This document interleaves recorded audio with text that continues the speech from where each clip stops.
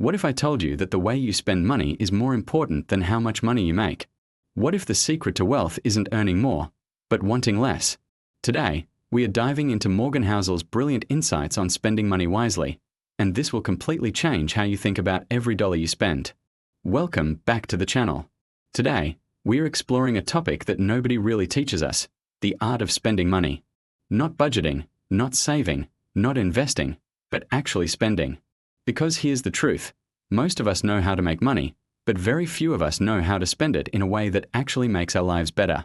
If you're not familiar with Morgan Housel, let me quickly introduce you. He is the brilliant mind behind The Psychology of Money, one of the most influential personal finance books of the last decade, with over 3 million copies sold worldwide. He's also the author of Same as Ever. Housel is a former columnist at the Wall Street Journal and has this incredible gift for explaining complex financial concepts through simple stories and behavioral psychology. So what makes the art of spending money special? There are thousands of books about making money, saving money, and investing money. But very few books tackle the hardest question of all: how do you actually spend money in a way that makes you happy? This book argues that spending money is not a science with universal rules. It is an art form that is deeply personal. What works for your neighbor won't work for you. Most of us are terrible at spending money because we are spending it to impress other people, not to improve our own lives. Because if you're like most people, you're stuck in a trap. You work hard to earn money, but then you spend it on things that don't actually make you happier. You buy things to keep up with your friends, your colleagues, your social media feed. You confuse wealth with having expensive things, when real wealth is actually having time, freedom, and peace of mind. This book will help you understand why you make the spending decisions you make, how to stop comparing yourself to others, and how to use money as a tool for freedom, not as a measure of status.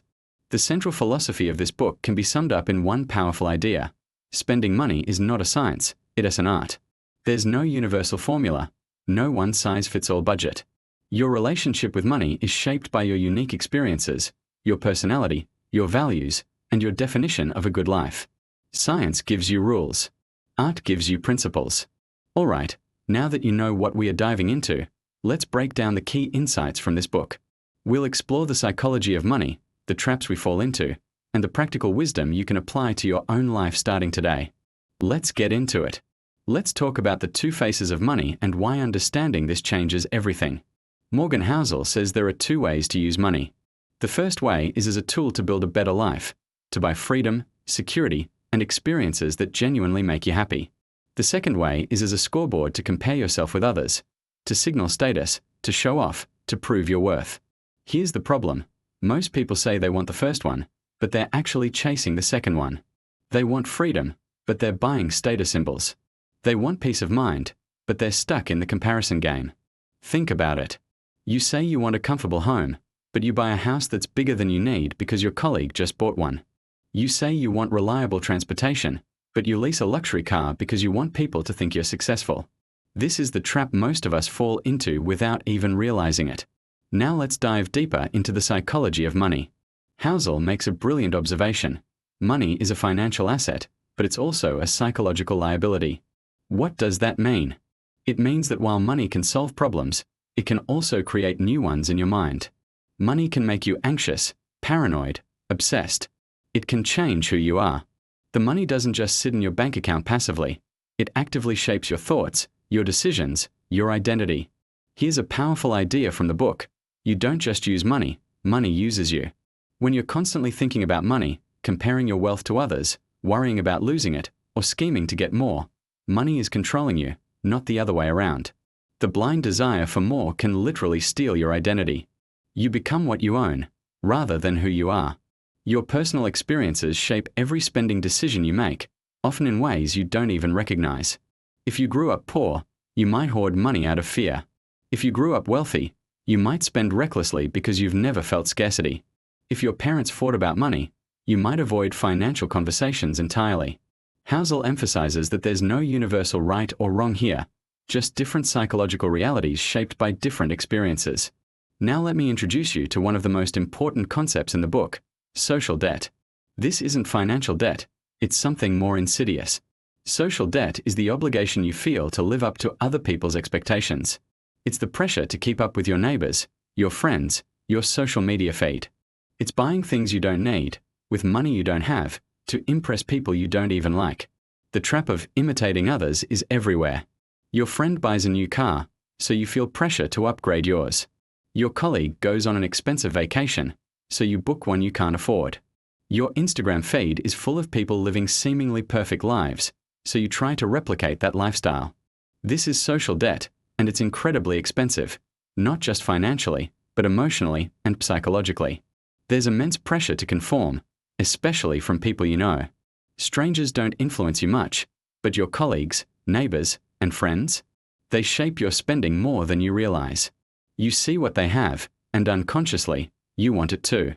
The fight for status becomes exhausting and endless because there's always someone with more, something newer, somewhere more exotic.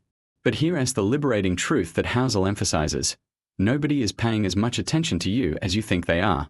That expensive watch you bought to impress people? Most people didn't even notice. That luxury car? People glance at it for 2 seconds and move on with their lives. You're spending money to impress people who aren't even thinking about you. They're too busy worrying about impressing you. Finally, let's talk about the relationship between happiness and money. Can money buy happiness? It's the oldest question in personal finance. Housel's answer is nuanced, not directly, but indirectly. Money can't buy happiness, but it can buy things that lead to happiness: freedom, security, health, experiences, time with loved ones. The key ingredients of happiness aren't things you can buy in a store. They're autonomy, the freedom to control your time and make your own choices. And purpose, the feeling that your life matters and you're working towards something meaningful. Money can help you achieve these things, but only if you use it wisely. And here's a crucial insight. You need to already be happy to use money well. If you're miserable, buying more things won't fix that. You'll just be miserable with more stuff. But if you understand what truly makes you happy, money becomes a powerful tool to amplify that happiness. It is not about having more money. It is about knowing yourself well enough to spend money in ways that align with your values and your definition of a good life. So the question isn't how much money do you have? The question is, are you using money to build the life you actually want, or are you using it to build the life you think other people expect from you? That distinction changes everything. Now let's dive into the philosophy and practical principles of spending money wisely. Morgan Housel starts with a counterintuitive truth that most people miss. Wanting less has the same effect as having more. Think about that. If you earn $100,000 a year but want $200,000 worth of things, you're poor. But if you earn $50,000 a year and only want $40,000 worth of things, you're rich. Wealth isn't about how much you have. It is about the gap between what you have and what you want. This is why so many high earners feel broke while some modest earners feel abundant. It's not about the number in your bank account. It's about your expectations, your desires, your definition of enough. And here's the beautiful part. You have complete control over what you want. You can't always control how much you earn, but you can control how much you need. There is no universal formula for spending money. This is crucial to understand. Personal finance gurus love to give you rules. Spend 50% on necessities, 30% on wants, 20% on savings. But Housel says that's nonsense. Everyone's situation is different. Everyone's values are different. What makes one person happy will make another person miserable. The formula that works for your neighbor might destroy your life. You need to find what fits you, not what fits everyone else. Your expectations matter more than your income. Two people can earn the same salary but have completely different experiences. The one with lower expectations feels wealthy and content. The one with higher expectations feels stressed and inadequate. This is why lifestyle inflation is so dangerous. You get a raise, you upgrade your lifestyle, and suddenly you need even more money to feel satisfied. It's a treadmill that never ends. The smarter move. Keep your expectations stable as your income grows. That gap between what you earn and what you need. That's where peace of mind lives. And peace of mind is the most valuable investment return you'll ever get. Not 10% annual returns, not beating the market, not getting rich quick. Peace. The ability to sleep well at night. The freedom from financial anxiety. The confidence that you'll be okay no matter what happens. Housel argues that this is worth more than any amount of money, and most people sacrifice it chasing higher returns they don't even need. Let me share something powerful from the book. Researchers interviewed 1,200 Americans between the ages of 80 and 100 and asked them about their biggest regrets in life. Not a single person said, I wish I had made more money, or I wish I had worked harder, or I wish I had bought a bigger house. Not one. Instead, they all talked about the same things. I wish I had spent more time with my family. I wish I had stayed in touch with my friends. I wish I had taken better care of my health. I wish I had taken more risks doing things I loved instead of playing it safe. This is the lesson. Your future self doesn't care about the things you're re-stressing about today. Your future self won't remember the car you drove or the watch you wore. Your future self will remember the moments, the relationships, the experiences. So when you're making spending decisions today, imagine yourself at 80 years old looking back. What would that version of you want you to do with your money right now? That perspective changes everything. Now let's talk about the common mistakes people make with money. The biggest one is spending for status instead of spending for independence. Status is about what other people think of you. Independence is about having control over your own life. Most people chase status, the fancy car, the designer clothes, the impressive job title. But independence is far more valuable. Independence means you can say no to things you don't want to do. Independence means you control your time. Independence means you're not trapped by your lifestyle. Another massive mistake is buying things to impress other people. You buy the expensive watch, the luxury bag, the high-end gadgets. But here's the truth. The things you buy to impress people usually impress nobody. People don't care as much as you think they do. And even if they notice, their impression lasts about 5 seconds before they go back to thinking about their own lives. You're spending real money for fake validation. Many people also treat money itself as a status symbol. They measure their worth by their net worth. They define success by their bank balance. This is a trap because it turns money into an end goal rather than a tool. Money isn't the point. What you do with your life is the point. Money is just supposed to help you do it. On the flip side, some people make the opposite mistake. They save endlessly and never enjoy life. They sacrifice everything today for a future that may never come. They deny themselves simple pleasures, meaningful experiences, and time with loved ones because they're terrified of spending money. This is just as bad as overspending. The goal isn't to die with the most money. The goal is to live a good life. There's also a subtle but important distinction that Housel makes.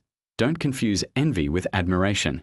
When you see someone with something nice, what you're really feeling is often envy disguised as admiration. You don't actually want that thing. You want the feeling of status you think it will give you. Learn to recognize this. Admiration is when you respect someone's journey, their skills, their character. Envy is when you just want their stuff. So what are the right principles for spending money? First, spend on what you actually like, not what others think you should like. If you genuinely love expensive coffee, buy it. If you don't care about cars, don't buy an expensive one. It sounds obvious, but most people are living someone else's version of a good life instead of their own. Second, use money to buy ownership of your time. This is the highest use of money. Pay for things that give you more control over your schedule. Maybe that means living closer to work so you don't waste 2 hours commuting. Maybe that means hiring help with tasks you hate so you can focus on things you love. Maybe that means saving enough that you can take a sabbatical or switch careers without panic. Time is your most finite resource. Money should be used to protect it. Third, invest in experiences and memories. Research consistently shows that experiences bring more lasting happiness than material possessions.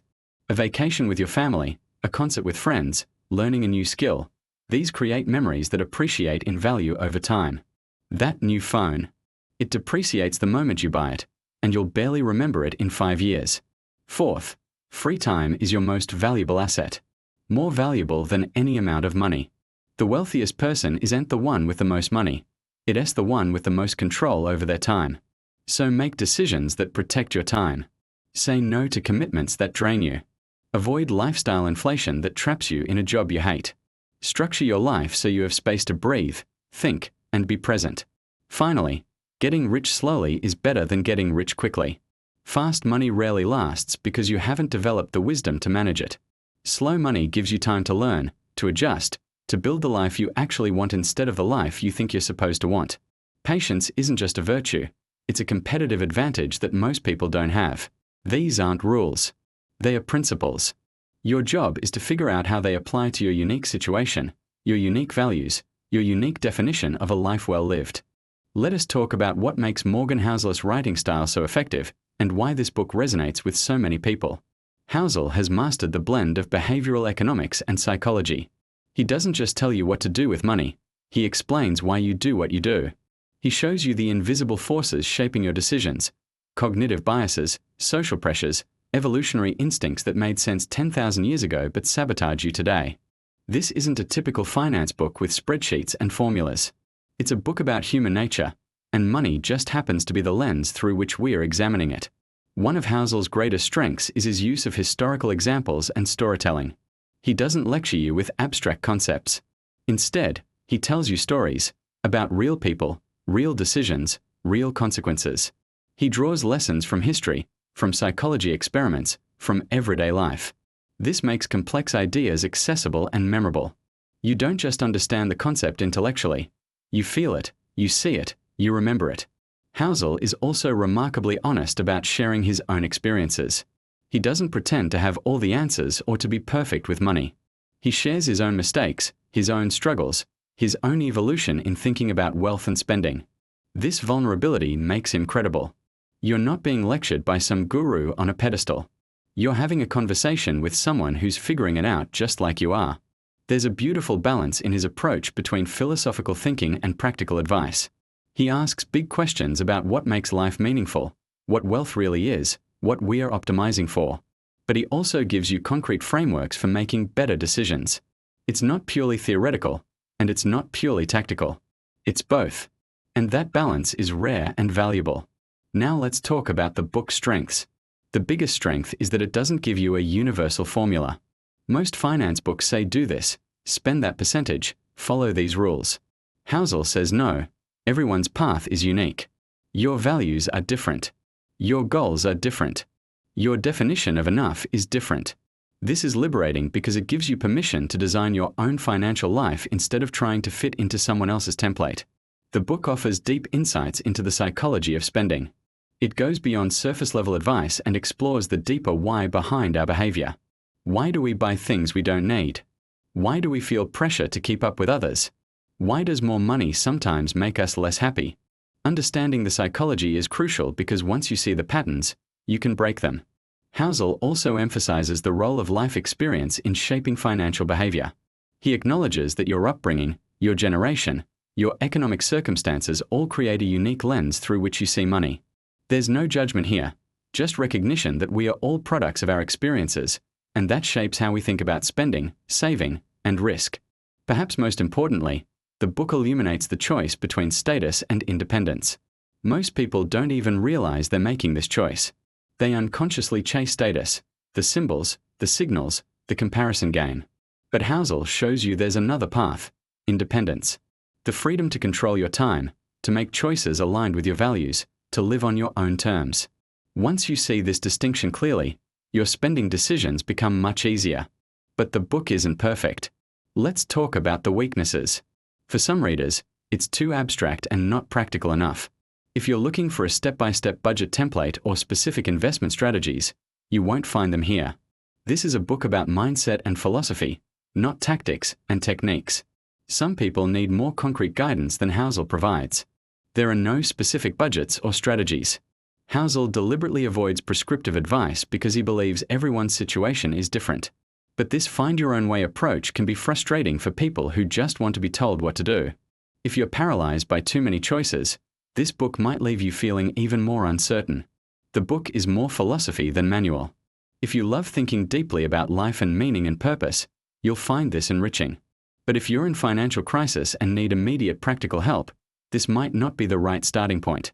It is a book for people who have some financial stability and are now asking the deeper question, what do I do with what I have? So who is this book for? It's perfect for people struggling with the psychology of spending. If you know intellectually what you should do but can't seem to do it if you feel trapped by comparison or status anxiety, if you make good money but somehow never feel satisfied, this book will help you understand why and give you a path forward. It's ideal for people exhausted by the status race. If you're tired of keeping up with the Joneses, tired of buying things to impress people, tired of feeling like you never have enough no matter how much you earn, Housel offers a way out. He shows you that the game you're playing is rigged, and the only winning move is to stop playing. This book is valuable for people who have accumulated wealth but don't know how to use it well. You've done the hard part. You've saved, you've invested, you've built financial security. But now what?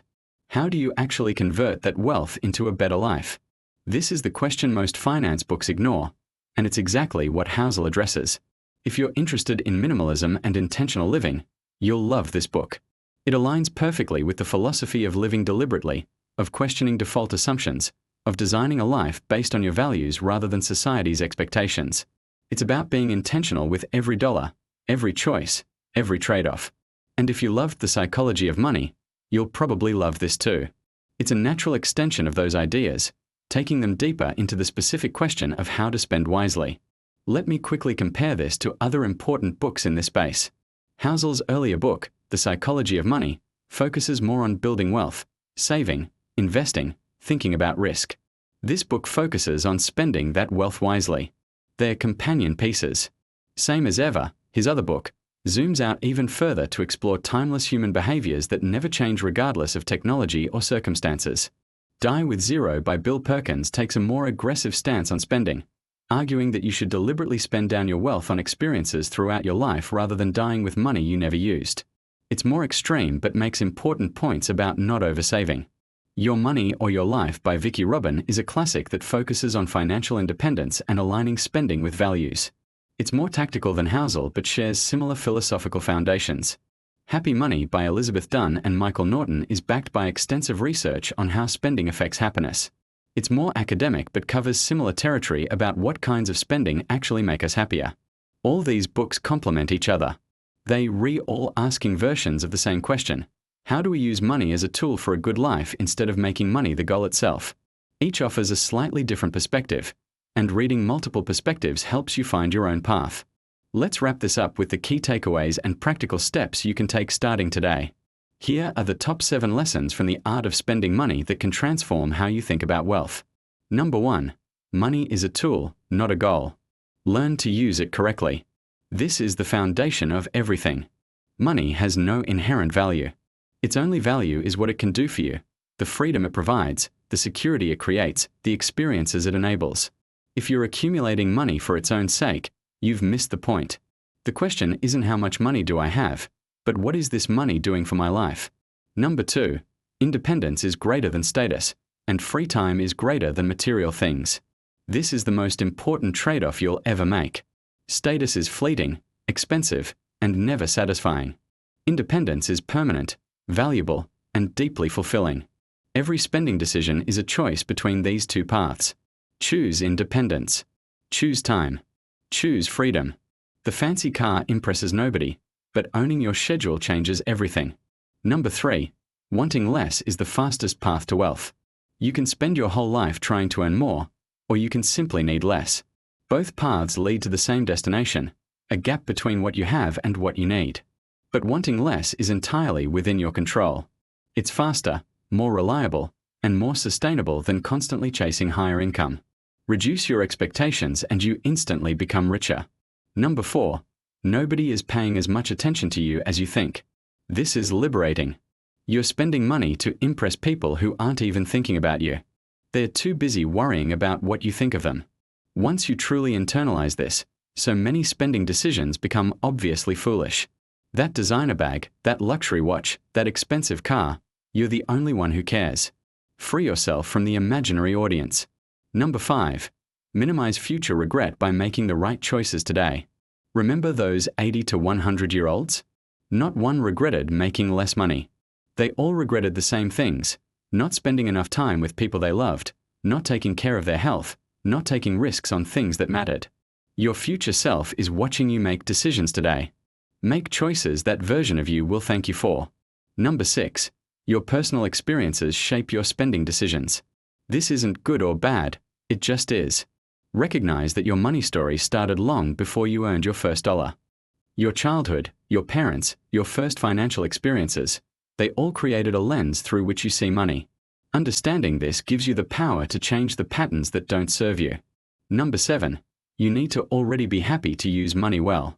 If you're miserable, more money won't fix it. You'll just be miserable with more stuff. But if you know what makes you happy, money becomes a powerful amplifier. First figure out what a good life looks like for you, then use money to build it. Not the other way around.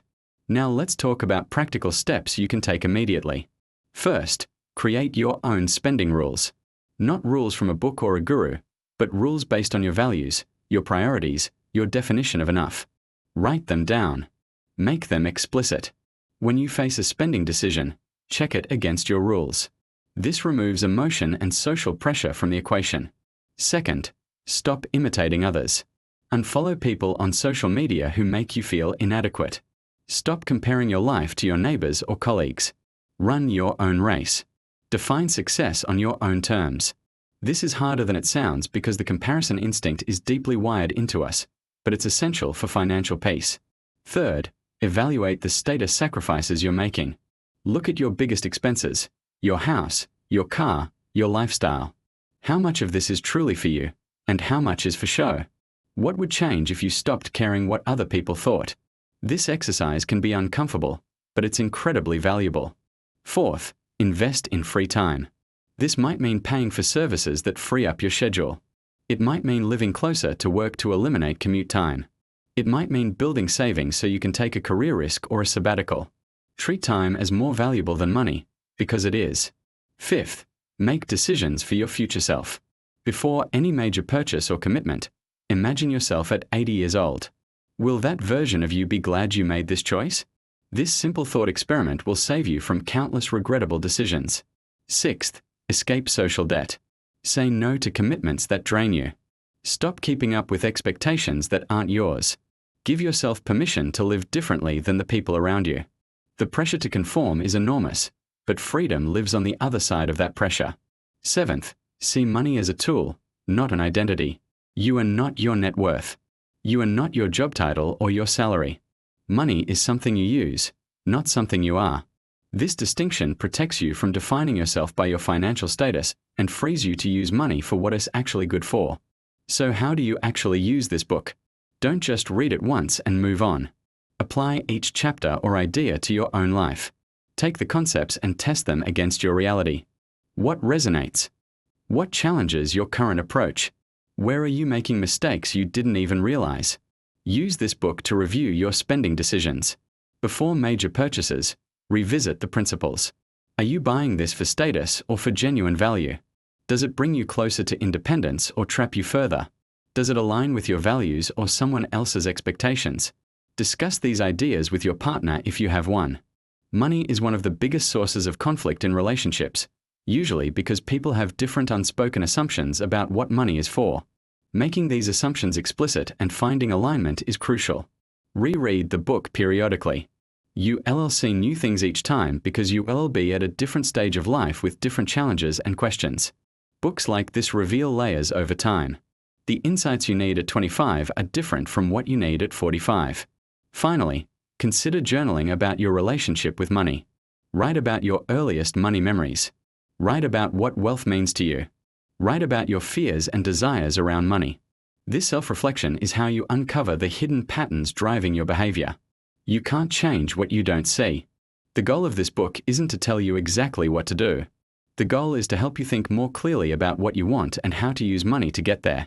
It is to free you from the invisible forces that push you toward decisions you do and actually want. It's to give you permission to design a financial life that's yours, not someone else's vision imposed on you.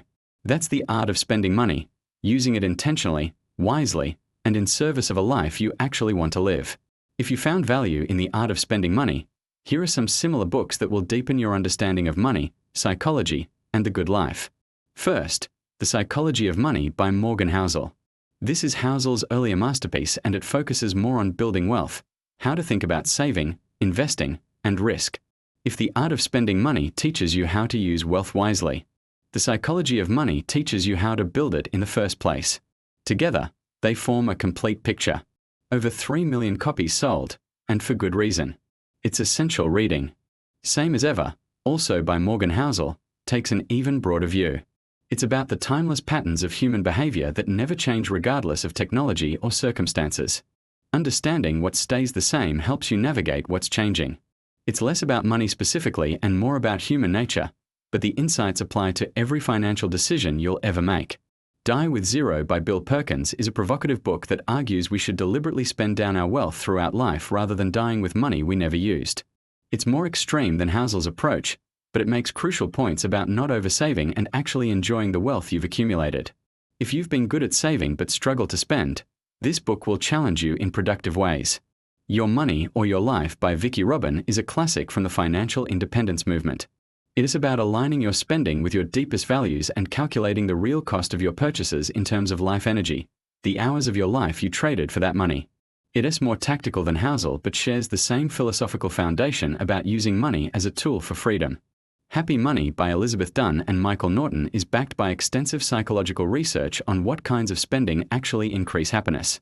It's more academic but very accessible, and it gives you specific, evidence-based principles for spending in ways that boost well-being. Great complement to Housel's more philosophical approach. The Millionaire Next Door by Thomas Stanley is a fascinating look at how actual wealthy people behave with money, and spoiler alert, they don't look like what you'd expect. Most millionaires live modest lifestyles, drive used cars, and you'd never know they were wealthy. It's a powerful antidote to the status-seeking behaviors that trap so many people. Now, let me leave you with some final thoughts. Spending money is an individual art. There's no formula that works for everyone. What brings joy to one person creates stress for another. What feels like freedom to you might feel like deprivation to someone else. And that's okay. Your job isn't to follow someone else's rules, it's to discover what works for you. You need to know yourself. What do you actually value? What makes you come alive? What would you regret not doing? These aren't finance questions, they're life questions. But they determine every financial decision you make. Most people skip this step and wonder why more money doesn't make them happier. What works for others might not work for you. Your friend loves luxury travel, so they spend heavily on trips. But maybe you don't care about travel. Maybe you value creative projects or time with family or building a business. There's no right answer. There's only what's right for you. Stop measuring your choices against other people's values. The most important thing is conscious, intentional spending. It is not about spending more or less. It is about knowing why you're re-spending and ensuring it aligns with what you actually care about. Most spending is unconscious, reactive, habitual. The goal is to make it deliberate. And here's the truth that ties everything together. Happiness isn't in how much money you have, but in how you use it. Two people with the same income can have completely different lives based purely on how they deploy those resources. One uses money to buy freedom, experiences, and peace of mind. The other uses it to chase status, accumulate possessions, and impress strangers. Same money, totally different outcomes. Before we wrap up, if you found this summary valuable, please hit that like button. It really helps the channel reach more people who need these ideas. Subscribe if you want more book summaries and financial wisdom. And drop a comment below because I genuinely want to hear from you. In the comments, tell me, do you spend money for status or for independence? Be honest. Most of us do some of both, but which one drives more of your decisions? What was your biggest spending mistake? We've all made them. Sharing helps everyone learn. And which idea from this book hit you hardest? What made you rethink your relationship with money? Coming up next, we'll be diving into either Die with Zero by Bill Perkins or Same as Ever by Morgan Housel. Let me know in the comments which one you want to see first. Both are incredible books that will challenge how you think about money and life. Thank you so much for watching.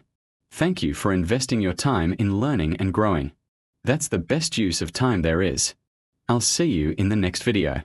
Until then, spend wisely, live intentionally, and remember, you're not trying to impress anyone. You're trying to build a life you actually want to live.